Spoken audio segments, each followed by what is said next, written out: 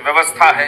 1000 बार बताया जाए तो किसी के भी दिमाग में यह बात बैठ जाएगी कि भारत दुनिया की किस्म की सोच के लोग करते हैं, वो सोच जो स्पॉन्सर्ड है, और मैं पूरी जिम्मेदारी के साथ कह रहा हूं, मोदी शाह की बिसात में चलने वाले प्यादे वजीर बन रहे हैं या इस दौर में कोई भी एक। आज हम बात करते हैं हिंदुस्तान के 3 ऐसे पत्रकारों की जिनका प्राइम टाइम का वीडियो YouTube पर पड़ते ही चंद मिनटों में लाखों व्यूज बटोर लेता है। इन 3 पत्रकारों में सबसे ऊपर नाम आता है रवीश कुमार का, दूसरा नंबर आता है अभिषार शर्मा का और तीसरा प्रसून वाजपेयी का। यह तीनों ऐसे पत्रकार हैं जिनकी YouTube पर पढ़ने वाली हर वीडियो पर सरकार व गोदी मीडिया की नजर रहती है। आइए हम सबसे पहले आपको रवीश कुमार के बारे में कुछ जानकारी देते हैं।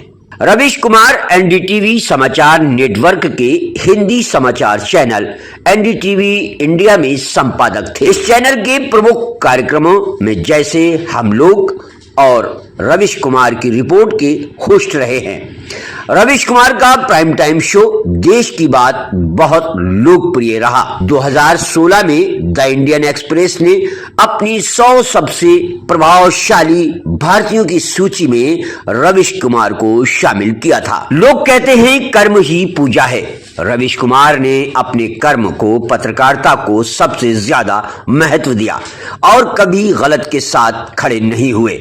रवीश कुमार का जन्म 5 दिसंबर 1974 को बिहार के पूर्व चंपारण जिले के अरेराज के पास जितवारपुर गांव में बलिराम पांडे और यशोदा पांडे के घर हुआ था। उन्होंने लोयोला हाई स्कूल पटना से अपनी प्रारंभिक शिक्षा प्राप्त की और फिर उच्च शिक्षा प्राप्त करने के लिए वह दिल्ली आ गए। दिल्ली विश्वविद्यालय से स्नातक उपाधि प्राप्त करने के बाद उन्होंने भारतीय जनसंचार संस्थान IIMC से पत्रकारिता में स्नातकोत्तर डिप्लोमा प्राप्त किया। एनडीटीवी नेटवर्क से 1996 से रवीश कुमार जुड़े थे, लेकिन अचानक उन्होंने इस्तीफा दे दिया क्योंकि उन्हें पता लगा कि एनडीटीवी को अडानी ग्रुप ने टेक ओवर कर लिया है। क्योंकि उन्हें पता था कि अब उनकी सच कहने की बात की आजादी पर अंकुश लगने वाला है।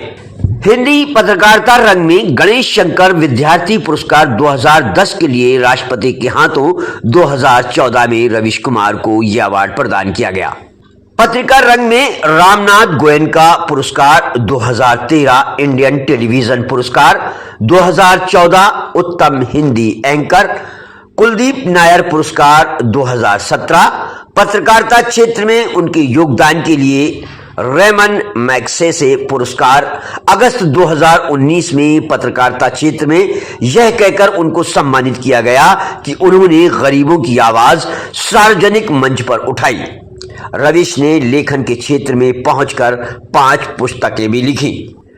इश्क में शहर होना, देखते रहिए, Ravish Panthi, the free voice on democracy, culture and the nation, बोलना ही है, लोकतंत्र, संस्कृति और राष्ट्र के बारे में बोलना ही है। रवीश कुमार की यह पुस्तक राजकमल प्रकाशन द्वारा सन 2019 में प्रकाशित की गई। द प्रिंट के अनुसार यह किताब पिछले कुछ सालों के भारत की यथार्थ गाथा है जिसे तथ्यों के सहारे बुना गया है और समाज में नागरिक की भीड़ बनने की प्रक्रिया को बताया गया है। यह किताब अंग्रेजी में the free voice on the democracy, culture and the nation के नाम से छपी है। इसके अलावा कन्नड़, मराठी और नेपाली भाषा में इस किताब का अनुवाद हो चुका है। अपनी मूल भाषा हिंदी में यह किताब 2 नए लेखों के साथ अक्टूबर 2019 में छपी। इस किताब को राजकमल प्रकाशन ने छापा है। भूमिका के अलावा इस पुस्तक में 12 लेख भी शामिल हैं जिनके नाम इस प्रकार है।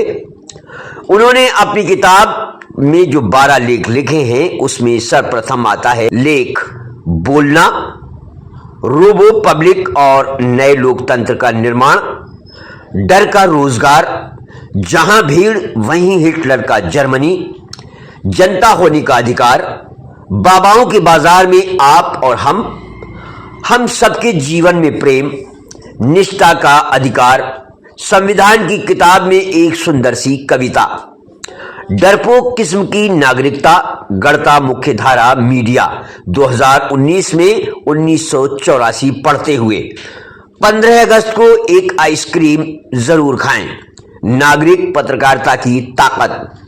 9वां लेख 24 फरवरी 2019 को नई दिल्ली में आयोजित द वायर डायलॉग्स में दिए गए भाषण का संपादित पाठ है। 12वां और आखिरी लेख 6 सितंबर 2019 को मनीला में रेमांस मैग्सेस सेंटर में दिए गए भाषण का संपादित पाठ है, जहां रवीश कुमार को रेमान मैग्सेस पुरस्कार से नवाजा गया था। और अब बात करते हैं अभिशाल शर्मा की। अभिशाल शर्मा ने एक स्वतंत्र लेखक के रूप में अपना कैरियर शुरू किया था। उन्होंने हिंदुस्तान टाइम्स और ऑल इंडिया रेडियो सहित प्रसिद्ध मीडिया और समाचार आउटलेट्स में लेखों का योगदान दिया। 1999 में वह बीबीसी लंदन बुश हाउस से जुड़े और टेलीविजन के लिए समाचार सामग्री का निर्माण किया। उन्होंने विभिन्न समयों पर प्रसारित कई समाचार और सामयिक मामलों के कार्यक्रमों का निर्माण किया। समाचार उत्पादन के अलावा उन्होंने लंदन में अपने समय के दौरान साप्ताहिक विज्ञान और विकास कार्यक्रम का प्रबंध किया। अभिशाल शर्मा को पत्रकारिता में उनके असाधारण योगदान के लिए 2008 में Ramnath Goenka memorial foundation award मिला। सर्वश्रेष्ठ मानवाधिकार कहानी के लिए उन्हें 2007 में रेड इंक ट्रॉफी से भी सम्मानित किया गया था। अपने पत्रकारिता करियर के अलावा वे 3 प्रकाशित पुस्तकों के साथ एक कुशल लेखक हैं। The Taliban conundrum trilogy, the eye of the predator और the dark side of me के साथ साथ the edge of the machete. Abhishal Sharma ने विज्ञान स्नातक की डिग्री और पत्रकारिता में डिप्लोमा किया है। उन्होंने पंजाब विश्वविद्यालय से 1990 से 1994 तक स्नातक विज्ञान स्नातक का डिप्लोमा किया। 1995 में भारतीय विद्या भवन से पत्रकारिता का डिप्लोमा लिया। अभिशाल शर्मा ने विवाद प्रतियोगिता में सक्रिय रूप से भाग लिया और कई पुरस्कार अर्जित किए हैं। पत्रकारिता में प्रवेश करने से पहले वे स्वतंत्र कार्य में लगे रहे और हिंदुस्तान टाइम्स और ऑल इंडिया रेडियो में योगदान दिया। 1996 में वे एक सहायक निर्माता के रूप में बीएजी फिल्म में शामिल हुए। यह एक प्रोडक्शन हाउस है जो मनोरंजन, समाचार और करंट अफेयर्स पर केंद्रित है। 2001 में उन्होंने बीबीसी दिल्ली ब्यूरो में एक फील्ड रिपोर्टर्स के रूप में काम किया। आज अभिशाल शर्मा YouTube पर अपना खुद का चैनल चलाते हैं और स्वतंत्र लेख के लिए आजाद हैं और अपनी बेबाक बात को उठाने के लिए आज YouTube पर चर्चा का विषय बने हुए हैं। और अब बात करते हैं दबंग निडर वरिष्ठ पत्रकार प्रसून वाजपेयी की। प्रसून वाजपेयी ने 2000 में भारतीय संसद हमले के दौरान लगातार 5 घंटे तक लाइव एंकरिंग की, जिसके कारण वे चर्चा का विषय बन गए और उन्हें वहां से पहचान मिली। प्रसून वाजपेयी को 2005, 6 और 7, 8 में हिंदी इलेक्ट्रॉनिक मीडिया के लिए रामनाथ गोयनका पुरस्कार दिया गया। वे इलेक्ट्रॉनिक और प्रिंट मीडिया में 2 बार यह पुरस्कार पाने वाले एकमात्र पत्रकार हैं। प्रसून वाजपेयी का जन्म बिहार के मुजफ्फरपुर में हुआ था। उनके पिता स्वर्गीय मणिकांत वाजपेयी हैं, जो IIS भारतीय सूचना सेवा अधिकारी थे। प्रसून ने अपनी स्कूली शिक्षा केंद्रीय विद्यालय कंकड़बाग पटना से की और उसके बाद बिहार नेशनल कॉलेज पटना से राजनीति विज्ञान ऑनर्स में स्नातक की उपाधि प्राप्त की। वाजपेयी ने 6 पुस्तकें प्रकाशित की हैं, जिनमें पॉलिटिक्स मेरी जान, राजनीति मेरी जान, disaster media and politics. Vajpayee ने 6 पुस्तकें प्रकाशित की हैं, जिसमें पॉलिटिक्स मेरी जान, डिजास्टर मीडिया एंड पॉलिटिक्स, लोकतंत्र या नजरों का धोखा, लोकतंत्र पर टाड़ा शामिल है।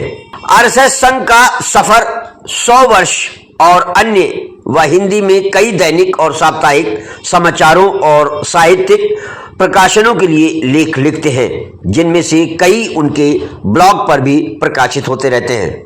प्रसून वाजपेयी ने 2014 में अरविंद केजरीवाल के एक साक्षात्कार में लीक मीडिया में अपने इस्तीफे की तुलना भगत सिंह के बलिदान से करके और उद्योगों के निजीकरण पर साक्षात्कार के एक निश्चित हिस्से को हटाकर अपने साक्षात्कार की बढ़ावा देने के लिए अरविंद केजरीवाल से निर्देश प्राप्त करते देखा गया था, उन्हें मध्यम वर्ग विरोधी चित्रित करें। बाद में जब साक्षात्कार प्रसारित किया गया तो पता चला कि प्रसून वाजपेयी ने वास्तव में निर्देशों की पालना किया था और उनकी पत्रकारिता की ईमानदारी और नैतिकता पर सवाल उठाए थे। इस विवाद को उस समय मीडिया फिक्सिंग कहा गया था। वाजपेयी ने एबीपी न्यूज पर मास्टर स्ट्रोक नामक एक प्राइम टाइम शो की मेजबानी की। जुलाई 2018 में चैनल को 20 जून 2018 को प्रधानमंत्री नरेंद्र मोदी और विभिन्न सरकारी कार्यक्रमों के लाभार्थियों के बीच एक मीडिया बातचीत के बारे में अपनी कहानी के लिए सरकार से आलोचना का सामना करना पड़ा।